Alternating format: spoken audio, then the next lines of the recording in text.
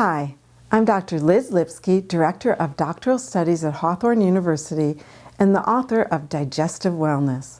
Today is part 2 in our podcast on adrenal fatigue. In part 1, I talked about what the adrenals did, what were some of the causes of adrenal fatigue, and what contributed to it, and what the adrenals are anyway, and how they contribute to keeping us well and also resilient and hardy and strong and feeling like we've got lots of energy. Because I know that most of my clients who come in to see me don't have as much energy as they'd like to have. They feel wiped out and feel like they're pulling themselves through their lives rather than just having exuberance and high vitality every day of their lives. We talked last time about how to do testing and about how it feels when you have adrenal fatigue. And today we're going to talk about how we can really recover from adrenal fatigue. The main thing that the adrenals need to recover from adrenal fatigue is rest.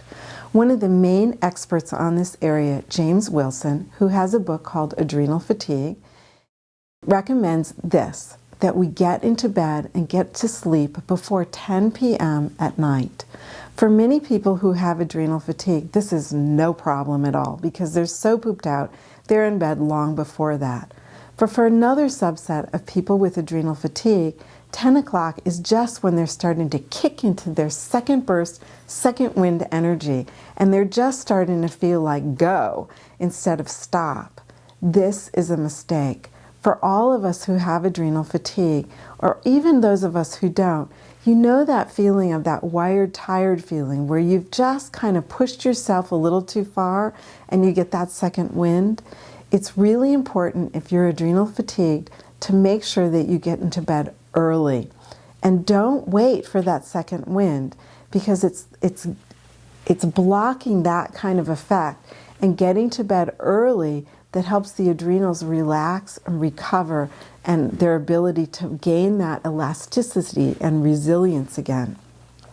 Another thing that I find very, very important when I'm working with clients who have adrenal fatigue is spending time in nature. I think being outdoors is so nurturing to us. Wherever we are, breathing in that fresh air and having the ability to just connect with what's real and what's outdoors. I don't care if you're just sitting watching squirrels at your bird feeder, which is aggravating you, or whether you're watching birds at your bird feeder, or whether you're walking around a lake or sitting in a desert or meditating outside or watching squirrels run around your yard. It's just really important to be outdoors every single day. And it's not for the exercise necessarily, it's for the nurture that being in nature gives us. Because when we have adrenal fatigue, our body is in fight or flight mode all the time. It's saying, oh, I don't live in a safe world.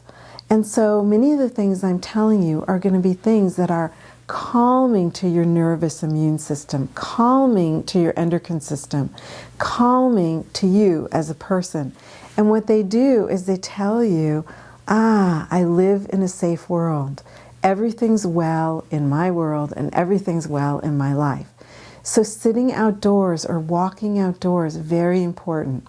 Also, spending time with people who are fun is also really important because laughing and doing things that are fun and relaxing to you also says, I live in a safe world.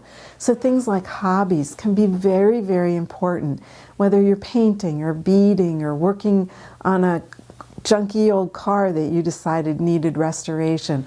All these things are very soothing to your neuroimmune system and say, I live in a safe place. I'm not running, I'm not working, everything's cool. I'm actually enjoying myself right now. Keeping your blood sugar levels even can also be really important. So with adrenal fatigue, making sure that you eat something every 2 to 3 hours can be very, very helpful.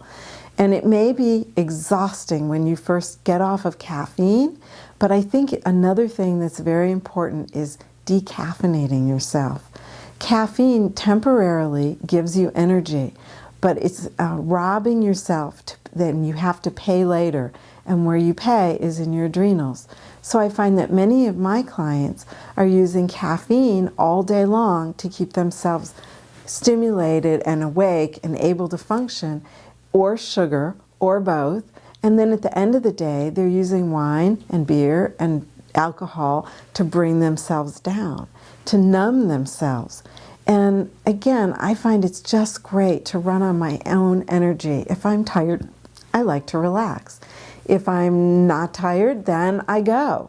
But it's important not to push, and caffeine and sugar really push us to do things that we just don't really have the energy to do.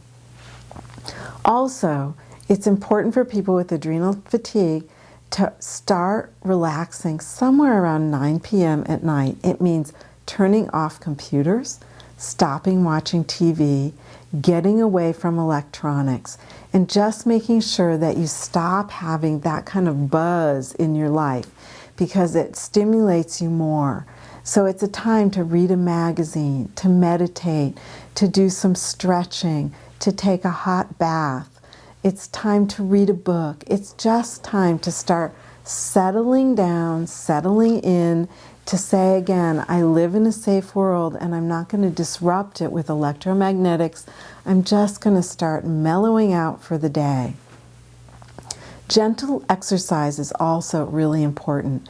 Doing things like walking, getting a mini rebound trampoline is very, very useful. Doing exercise like Tai Chi and Qigong, again, very, very useful. Yoga, Pilates, things that are rhythmic and slow, again, relax your immune system and your nervous system and your hormonal system and tell you, I live in a safe world. Also, there are some nutritional supplements that can be very useful for helping to balance the adrenals and get them back into recovery. The adrenals are loaded with vitamin C, so taking 1,000 or 2,000 or more milligrams of vitamin C every day can be very useful. I prefer ascorbate, mineral ascorbates. There are a couple of herbs that are very useful, like licorice, rhodiola, and schizandra, that are adaptogenic herbs that help support the adrenals. One caveat there is licorice. Licorice can raise blood pressure, so if you have high blood pressure, you may not want to use licorice, but many people with adrenal fatigue have very low blood pressure. Sometimes, 60 over 45 or 70 over 50. If you have very low blood pressure, taking licorice could be very useful, either as a tea or eating black licorice or even taking it as a supplement or a tincture. Also, glandulars, adrenal glandulars can be very useful. I find that I often use a combination remedy with many of my clients. I use Perk Adreno Distress Guard. I also sometimes use Transformation, TPP Adrenal. I found both of those products to be really great. And I also use a slew of other adrenal products and try to pick the right product for the right person. The other thing that's very important is to start thinking about stress management and start having some clear boundaries. One of the reasons we get so fried in the first place is that we just don't say no, and we keep pushing beyond our limits. So starting to have good boundaries and make sure that you start taking care of yourself and saying, I'm really tired tonight, I don't feel like going out. Or, I'm at work and I really can't work overtime today because I'm too tired to do that. It's really important to start setting boundaries. I hope this has been some useful information for you.